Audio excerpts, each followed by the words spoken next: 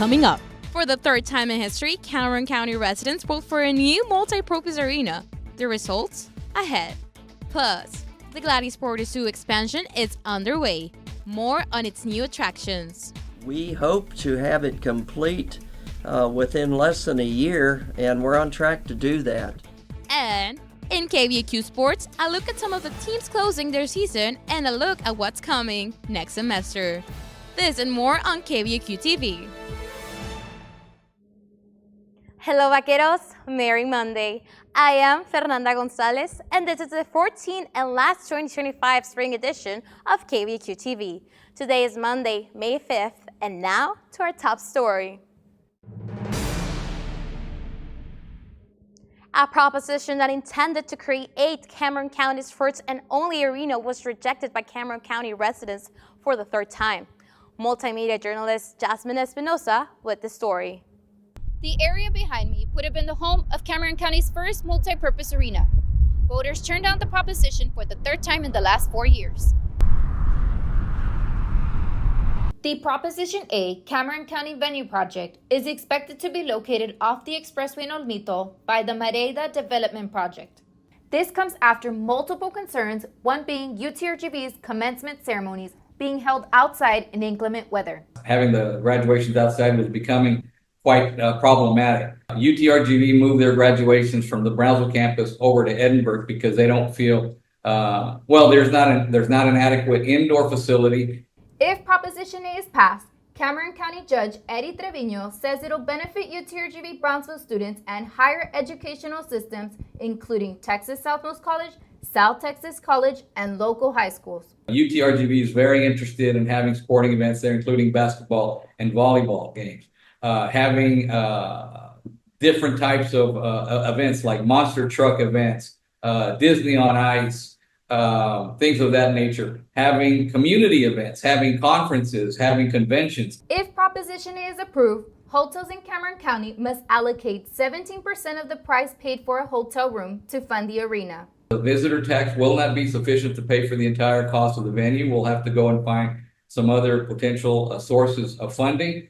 But hopefully on a very aggressive time frame, hopefully 3 years. Psychology senior Ayeli Peña says the arena will reduce travel time for graduating Brownsville students. I think it gives an opportunity for those who can't travel all the way over there to graduate here where they're mainly from. So I think it's a good opportunity. It'll be out in public and it'll have more access to those who can't travel all the way over there. Nursing freshman Joel Berlinga says he believes the arena will bring a lot of people, but it'll raise taxes for Brownsville residents. I guess it would be good because they have like a lot of events right here in the valley is going to bring up a lot of people, but at the same time it would be bad because if you say that they're raising taxes and right here in the valley there's most people that don't have like a lot to be paying for. The last day to vote for Cameron County Venue Project was Saturday. For KVAQ-TV in Brownsville, Jasmine Espinosa. According to the unofficial Cameron County Venue Project results, Proposition A failed with 9,769 votes against and 6,272 for the proposition. Also in Cameron County, the Gladys Porter Zoo is home to over 300 species of animals and may now host a new area and an attraction that will let visitors enjoy the park from a wild new angle. Multimedia journalist Victor Ortega with the story. Behind me is one of the new attractions coming soon to the Gladys Porter Zoo. KVAQ-TV spoke with Zoo Director Patrick Birchfield to learn everything that's coming to the park.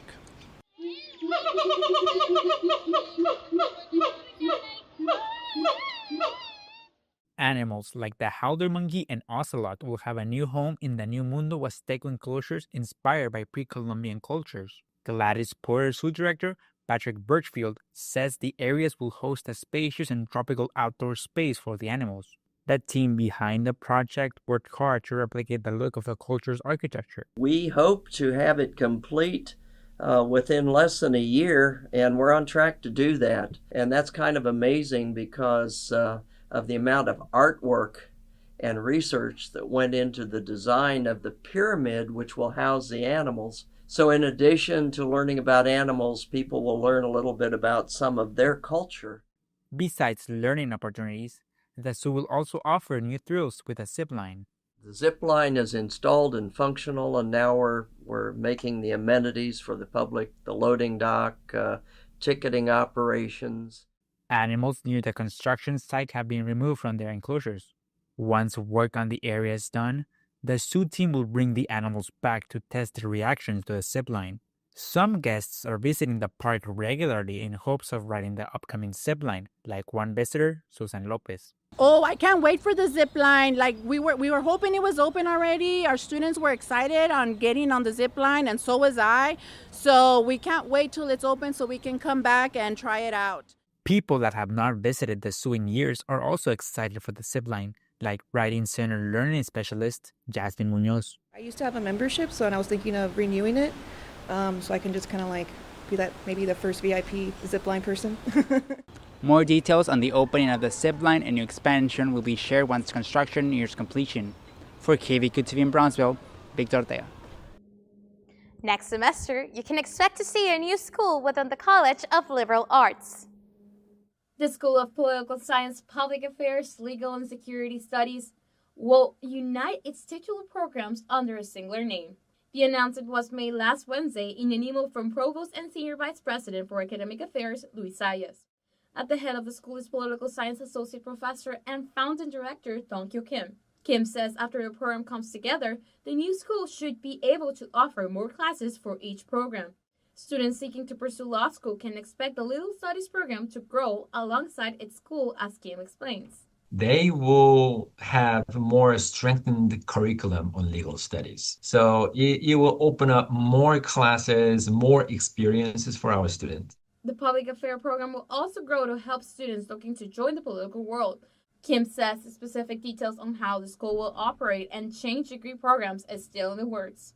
The school will officially open in August of this year.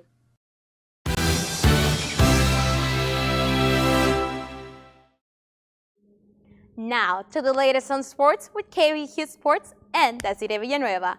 Desiree? UTRGV Volleyball has revealed its 2025 Southland Conference schedule, kicking things off at home on September 24th against Lamar University. The Vaqueros will alternate weekends between the UTRGV Fieldhouse and the road, taking on key conference rivals including Southeastern, New Orleans, and Texas A&M Corpus Christi in a high-stakes two-match South Texas showdown. UTRGV will wrap up regular season play on the road, with matchups at Northwestern State and East Texas A&M, before heading to Commerce for the Southland Conference Championship, scheduled for November 21st through the 23rd. History is being made on the course for UTRGV's men's golf. The Vaqueros had a program record with an impressive 8 under 64 in the final round of the Southland Conference Championship at the Comanche Trace Golf Course. On the women's side, UTRGV wrapped up the Southland Conference Championship with a 7th place finish, posting a final round of 305 for a total score of 913 at the Kissing Tree Golf Course. A strong showing from both squads as the Vaqueros continue to make their mark in the conference play. The UTRGV Department of Intercollegiate Athletics announced Tuesday that men's golf head coach Houston Moore has been promoted to Director of Golf, which he will oversee both men and women's programs. Tough endings for both squads, but strong seasons that show plenty of fight and resilience from the Vaqueros.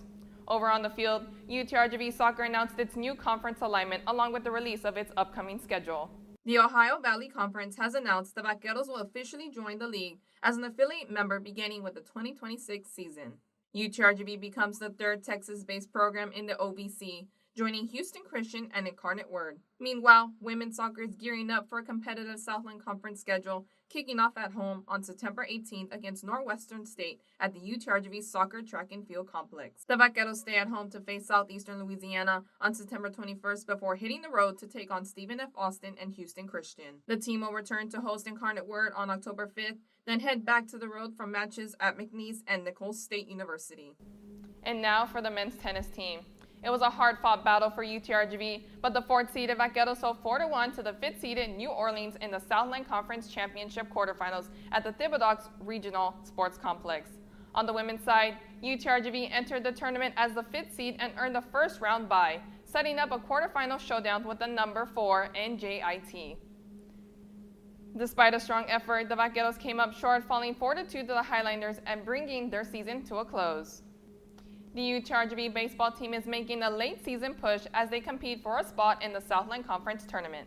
Victories over the past week for the Vaqueros started off with a win over McNeese on April 27th. With a few weeks left of the schedule, the Vaqueros are finishing strong, stacking up key victories and keeping the momentum on the field, earning votes in the National Collegiate Baseball Writers Association polls for the 7th straight week. The Vaqueros picked up a big 5-3 win over the McNeese Cowboys. The Vaqueros continued with a sweep against Texas Tech Red Raiders 7-4 on Wednesday at the Dan Law Field at Rip Griffin Park, completing a historic 2-game sweep. This marks the first time UTRGV has swept Texas Tech since 2000, and the second time the program has ever won multiple road games against the Red Raiders in the same season. With wins piling up and records falling, UTRGV continues to build momentum as the regular season nears its end. Head coach Darren Matlock speaks on the wins and the placement for the SLC tournament. What a good job by our team to fight. That's championship baseball. That's against a great team, and that's a big win. That's a big championship win. That'll push us up in there to fight for it. Now at least we know we have a chance to control what we want. Now we got to go try to win it. Until next time, that's all for this edition of KVAQ Sports. I'm Desiree Villanueva. Thanks, Desiree. Over the weekend, UTRGV Baseball made a sweep against Encarter Work, securing their spot for the SLC Championship Tournament. Balancing playtime and schoolwork are a few of many responsibilities it takes to be a student and a parent at the same time. For Mother's Day, KVAQ-TV spoke with a student on how she balances school while being a mom and provided information on how UTRGV offers resources to student parents. Perla Cortez with the story. Motherhood means a lot of perseverance and determination because it's hard, especially as a student.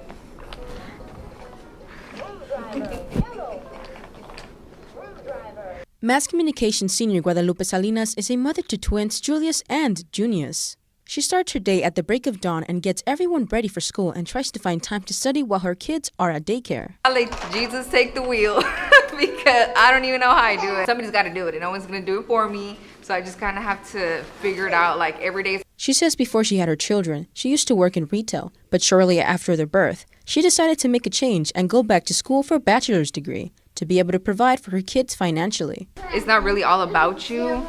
Once you have them, it's about your kids and you're like, okay, what can I do to make my kids' life easier in the long run? Which is the reason why I was like, I need to go back to school and finish my bachelor's because I can't just be working like retail jobs and not be happy. One of many resources UTRGV offers for parents is a family room.